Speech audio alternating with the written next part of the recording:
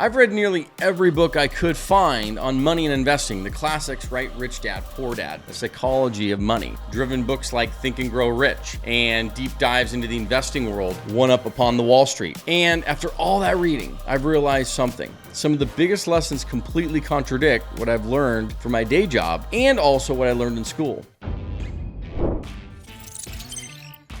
In this video, I'm breaking down the most surprising takeaways from each of these books and the mindset shifts that I've changed and how I see money today versus how I saw it in the past. So I want to hear your thoughts too. If you like what you're seeing here, please like, subscribe, and comment. Share this video. It's really helpful that this go around so everybody can get this on YouTube and anywhere online. So let's start with the most popular one, Rich Dad, Poor Dad. Look, this book is a classic for a reason. It teaches the foundations of money, the lessons that schools never did.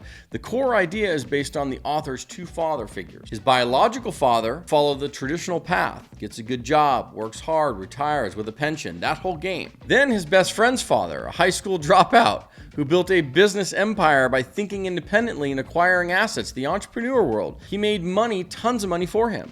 The biggest lesson here, understanding the differences between assets and liabilities. Assets put money in your pocket. Things like real estate, stocks, businesses, or side hustles. Liabilities, this takes money out, maybe a house, drains your income, mortgage payments, instead of generating wealth for you every single day. I'd say one of the most eye-opening parts is how the book challenges the idea that your home is an investment. So if your house is costing you money every month instead of making you money, is it really an asset? Another game-changing concept from the author, the cash flow quadrants, right, which explains the 4 ways people make money. An employee, right, self-employed, business owner, or investor. An employee, trading time for money. You have a job, 9 to 5.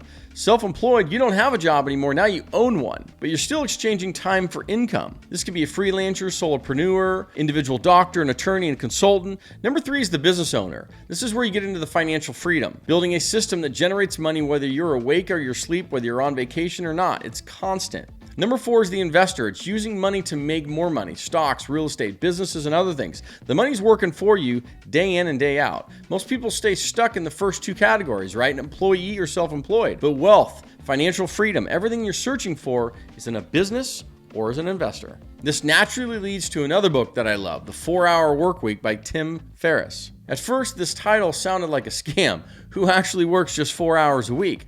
But the book isn't about working less, it's about working smarter. Ferriss breaks down how you can build a business, automate it, and create passive income so you don't have to trade your time for money anymore. The key takeaway for me, stop deferring life until retirement. You can do that earlier. Build the income streams now, not later. This allows you to live life on your terms, not somebody else's. Then there's Millionaire in the Fast Lane by MJ DeMarco. Most people think wealth is built either through one, living paycheck to paycheck, sidewalk, or the slow traditional route, saving for 40 years, retiring at 65 or 70. That's called the slow lane. But DeMarco introduces a third option, the fast lane. This is about leveraging your time and your money to build assets that generate wealth quickly, but also recurring.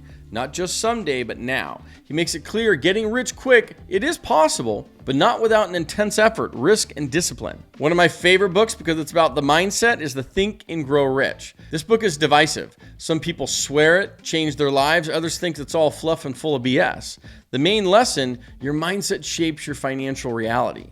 If you believe money's hard to come by and success is out of reach, that's exactly what you'll experience. Your mind does not know the difference between a truth and a lie. It does not know fiction from nonfiction. But if you shift into an abundance mindset, believing you can create wealth, you'll start taking the actions necessary to make it happen. That said, look, mindset alone is not enough. You got to take the action. You need to go. You can think it, but you got to go take it. When the universe sends it to you, you got to pay attention, go through the cracks. Next up, The Psychology of Money. This book highlights how money isn't just about numbers, it's about behavior. One of the most fascinating insights is how luck and chance play a much bigger role in success than we realize. We often idolize, right, billionaires like Elon Musk, Warren Buffett.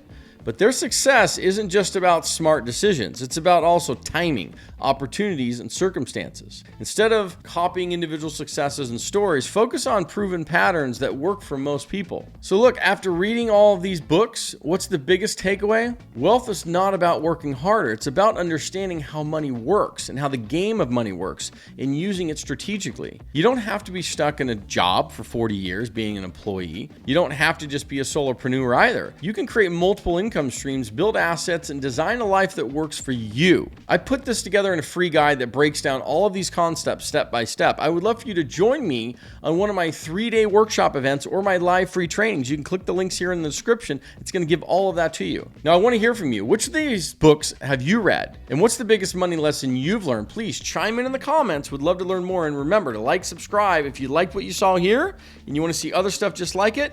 Would love for you to subscribe to the channel and share this on YouTube so it gets out there. Let's talk in the comments. Take care. Talk to you soon.